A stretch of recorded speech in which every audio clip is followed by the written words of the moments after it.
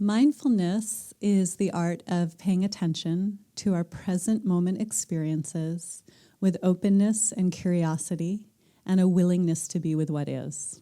That's the definition I've been using for a while. It's really about teaching us to come into the now, into the present moment. We tend to be really lost in the past or the future. Our mind, if you were to check into it at any point in the day, it's not present. It is actually thinking about something else, worrying, planning, obsessing, remembering, replaying, ruminating, but not right here, right now. Or if it's in the present moment, it's analyzing, comparing, judging, complaining, all those things. Sound familiar? So mindfulness teaches us to be in the present moment with an open curiosity and a willingness to be with what is, to really show up for our lives. The way we learn this tool, and really it's a quality of attention that we can have at any moment. We learn it through meditation, how to be mindful, and then we can bring it out to our lives and have it at any moment so that we don't have to get lost in these thoughts of the past and the future, but we can come into the present. And in the present, there's a reduction of stress. There's a sense of well-being that comes, a sense of ease. We're not lost in the stress that our mind creates in the past and the future. So just to say a little bit more about thoughts today, our mind produces thoughts constantly. And if you've been meditating here for a long time, you know that you might have a good intention to just stay with your breathing, but your mind is all over the place thinking about all sorts of things. And really, this is what our minds do. There's nothing wrong with you. But some people have this misconception about meditation that you're supposed to not have any thoughts, that you're supposed to have a blank mind. And at least with this type of meditation, that's not the goal. The goal is to be aware of our thoughts, let go, and then come back into what is happening in the present moment, which usually is the breathing, but it could be body sensations, sounds, it could be a number of things. What tends to happen is we get really caught up in our thoughts, and this is why we suffer. So maybe I've mentioned this before, but my favorite bumper sticker is, "Don't believe everything you think." Have you seen that before? Yeah. So this bumper sticker invites us to remember that thoughts are just thoughts. They're coming and going, and we don't have to believe them all. I mean, obviously there's very important, wonderful thoughts that we have. Thoughts make the world. But there are thoughts that lead to a lot of suffering, anxious thoughts, judging thoughts, comparing thoughts, sad thoughts, grief-related, angry thoughts. So what we can learn to do with the meditation is not get so caught in the thought and learn to come back to the present moment. Analogy that I've shared with you in the past is about not getting on the train. So imagine your thoughts are like trains, and they're just going, going, going. And so what we typically do is we find ourselves on a train, and it's 20 minutes later, and you realize you've just been lost in this thought, worrying about something for 20 minutes. So the idea with mindfulness is to not get on the train, but to stay at the station and let the train go. And it's a really different way of relating to our thoughts. Instead of being lost in them, personalizing them, thinking, oh no, I'm having this terrible thought or I'm caught in this thought. It's really about letting the trains just leave the station, but we stay here centered. Or you're caught in the thought and then you get off the train when it's time. You realize, oh, I'm lost in the thought, and come back to the moment. This tool is helpful in meditation and in life, and so we'll practice that today. Let's begin by settling back in our chair.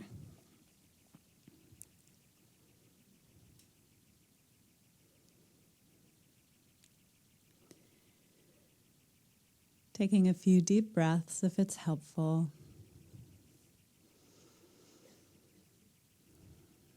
And as you exhale, you might have a sense of anything in the day that's disturbing, just letting it go, if that's possible.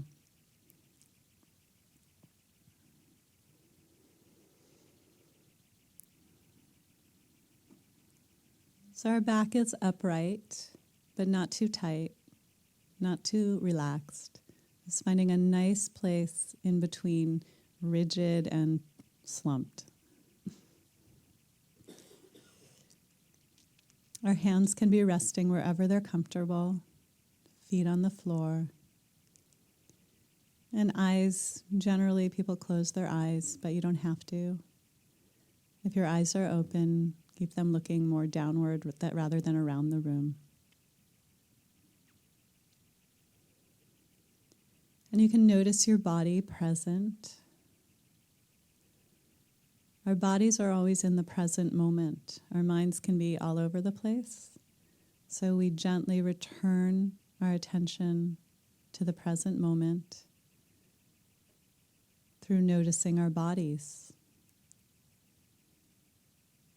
You can feel your feet on the floor, noticing whatever sensations there are, weight, pressure, touch. Noticing your legs, heaviness, lightness, movement, vibration. Noticing your back against the chair.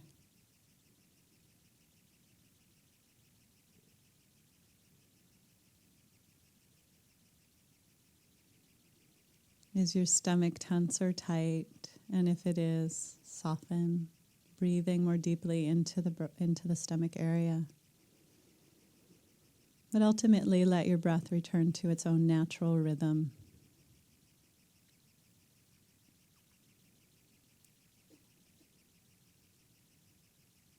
Soften and relax your hands.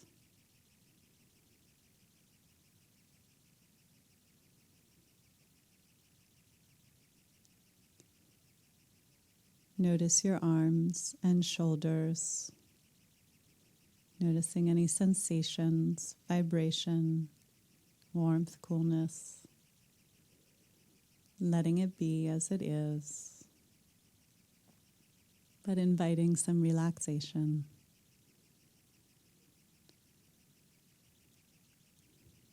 Noticing your throat and neck, softening your jaw.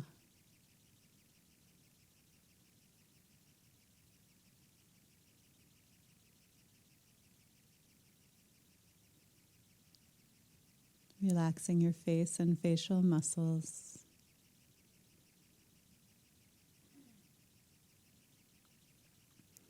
And noticing your whole body seated here.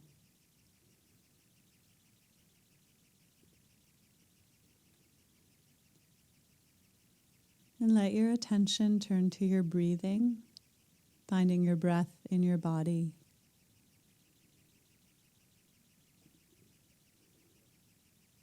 For those of you who've been practicing some time, just go to wherever is your spot. If you're new, you might check out your abdomen area. Can you feel the breath moving in your abdomen, rising, falling, expanding, contracting?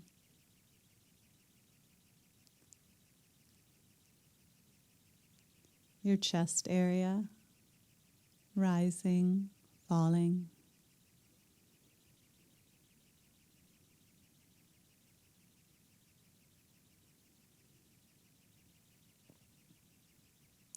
Or your nostrils, coolness, flow of sensation on your upper lip.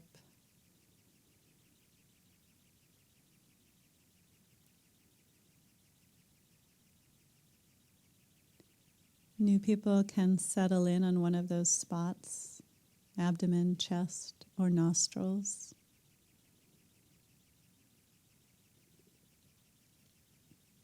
If you can't decide, it doesn't matter so much, so just choose one.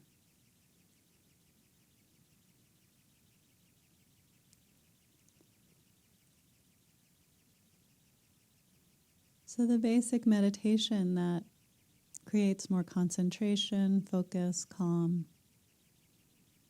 That's the practice of returning to the present moment, is to stay with our breathing, just feeling our breath, one breath at a time. So then what happens is, as we're staying with our breath, suddenly we notice that our mind is lost in a thought. Basically, we've gotten on a train.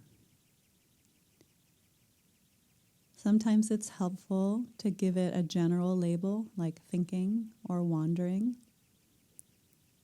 Sometimes it's helpful to give it a more specific label like planning, remembering, imagining, worrying. And in that way, we see that we've gotten on the train, and we get off the train and come back to our breath at the station, if you will.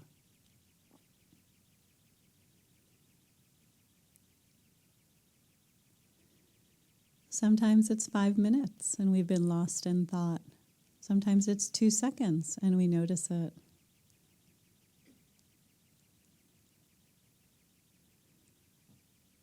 So we'll do this practice of being with our breath, getting lost and coming back.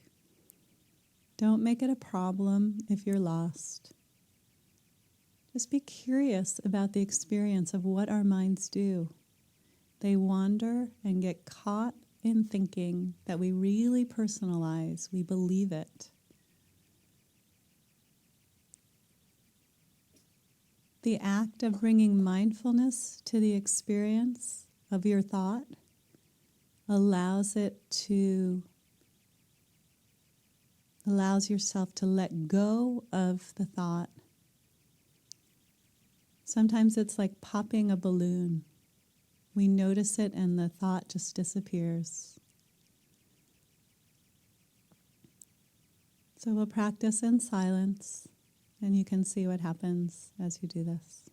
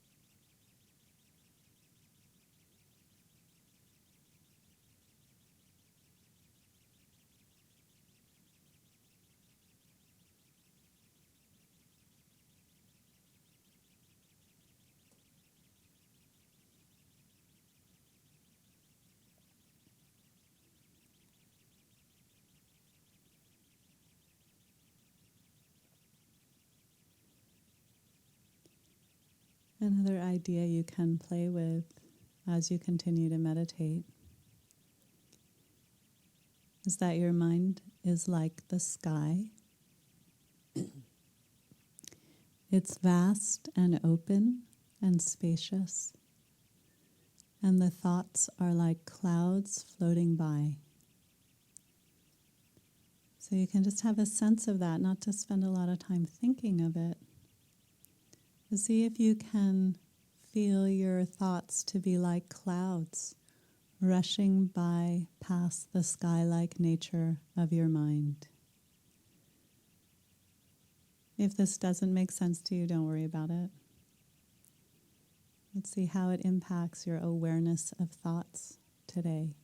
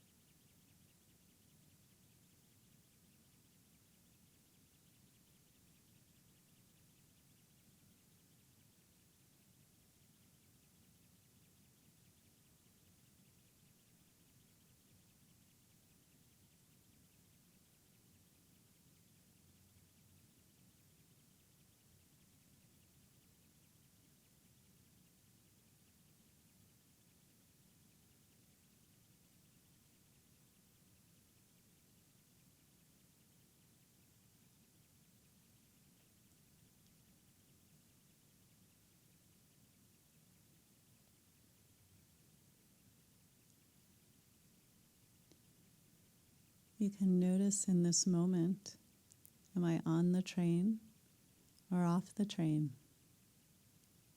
Maybe my voice brought you back to the present moment. Just coming back to the gentle sensations of the breathing.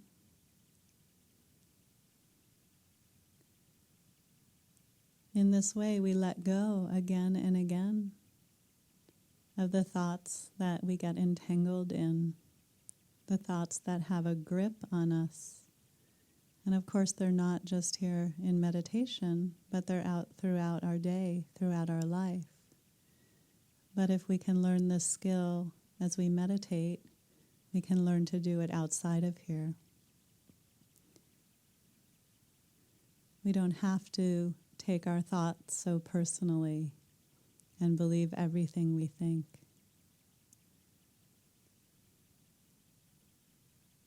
So once again, notice your body present on the chair. Feeling whatever sensations are here in this present moment. Noticing if you've tightened up in any way and see if you can soften.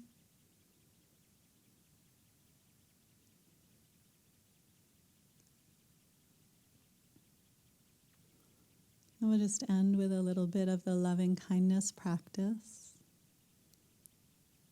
Bringing to mind someone whom you love.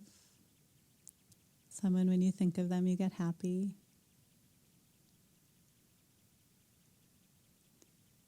And you can begin to wish them well.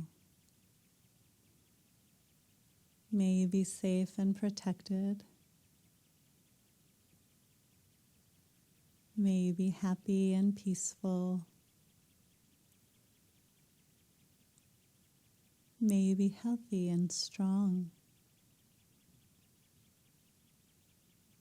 May you be at ease. And use my words or your own words. And notice what you're feeling inside you as you think of this person. Or animal, of course. You can do an animal. And sending to them, wishing them well. This meditation actually shows us the power of thoughts. So we can learn to both let go of the ones that cause us difficulty and cultivate the ones that give us more joy and kindness, compassion. And so imagine this loved one begins to send it back to you, wishing you well. May you be happy and peaceful. May you be healthy and strong. May you be free from stress and anxiety. May you be at ease. And then as you breathe in, you can imagine taking it in from this person or pet.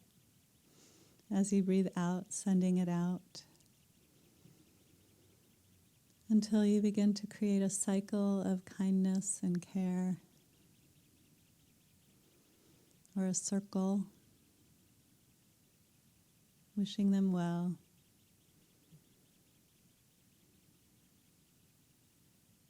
And then let this circle expand out however you feel drawn, wishing kindness to whomever, wherever.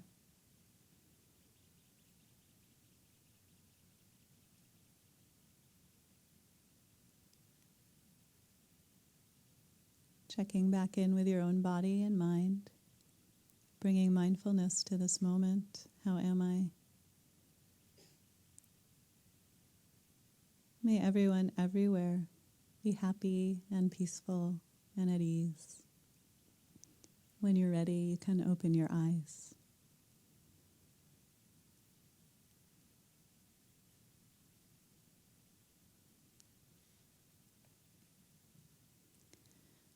So as I was saying, this practice of recognizing our thoughts, and when we've gotten on the train and get really lost in our thoughts, entangled in them, It's an opportunity to not go there. So if your mind is worrying about something and you just see it worrying, you can say, oh, I'm on the train, and then get off. Or you notice the tendency to worry or to be angry about something or whatever it is that's kind of getting you, you're in the grip of it. You have a choice. You don't have to get on the train, or you can get off the train if you're on it. So that's the practice that I'm going to offer you this week, is to notice this week in your regular life when you're on the train and remind yourself to get off.